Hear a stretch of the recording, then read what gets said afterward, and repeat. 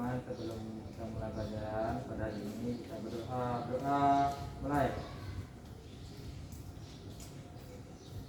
Doa selesai. Nah, untuk hari ini kita akan belajar tentang lingkungan hidup. Ada yang tahu apa itu lingkungan? Belum, Bu. Jadi, lingkungan itu adalah segala sesuatu ciptaan Tuhan yang berada di sekitar kita. Sedangkan lingkungan hidup adalah kesatuan ruang dengan semua benda, daya, keadaan, dan semua makhluk hidup termasuk manusia dan perilakunya.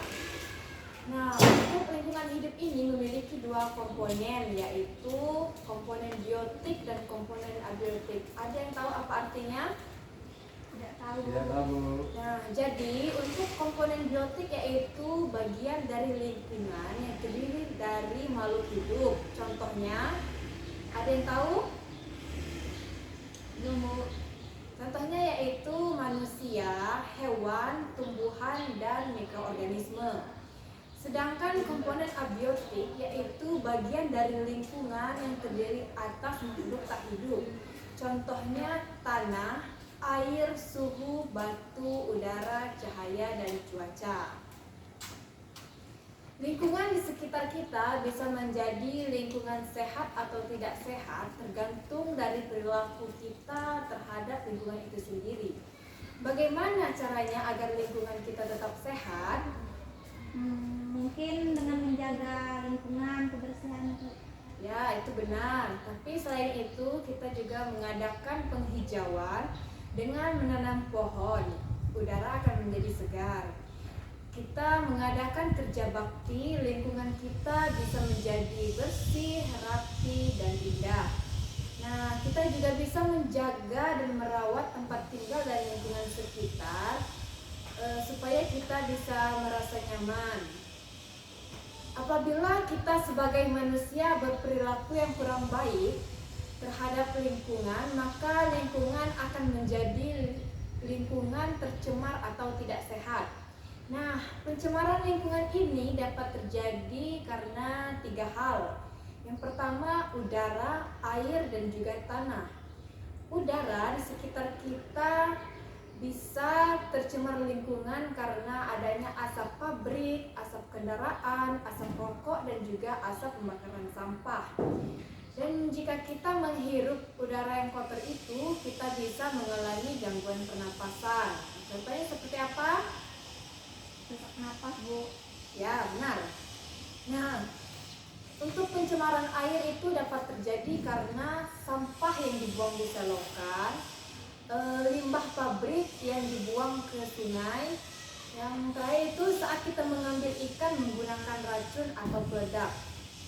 Akibat dari itu yang akan terjadi dari pencemaran air adalah selokan dan sungai akan terhambat alirannya karena banyaknya sampah sehingga bisa menimbulkan banjir dan juga ikan-ikan yang di sungai bisa mati.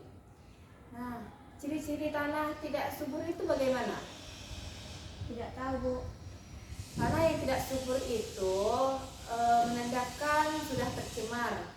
Dapat disebabkan oleh pembuangan sampah, pemakaian pupuk berlebihan, dan penggunaan pestisida berlebihan. Sehingga tanah menjadi tidak subur dan tumbuhan tidak bisa tumbuh dengan baik. Upaya yang bisa kita lakukan untuk penanggulangan sampah ini bisa kita lakukan dengan tiga hal. Yang pertama yaitu mengolah sampah organik menjadi pupuk kompos dan mendaur ulang sampah organik menjadi barang yang bisa dimanfaatkan. Yang kedua, kita bisa melakukan reboisasi untuk mengurangi polusi udara seperti tanaman asam, angsana, purin, dan bougainville karena dapat menyerap timbal yang berasal dari asap kendaraan. Yang ketiga, kita bisa menebang pohon dengan sistem tebang pilih. Nah, itu saja penjelasan dari Ibu. Ada yang ingin bertanya? Mungkin belum ada, Bu. Nah, karena berhubung jam kita sudah mau habis, kita absen dulu ya. Ya, Bu. Ya, Bu.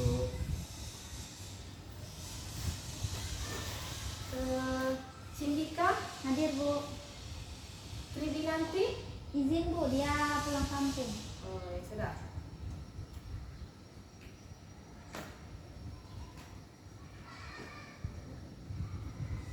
Baik, sebelum kita pulang kita baca doa dulu. Mari sebelum kita pulang ada baiknya kita membaca doa terlebih dahulu. Doa mulai. Doa selesai. Nah, mungkin sampai sini pertemuan kita.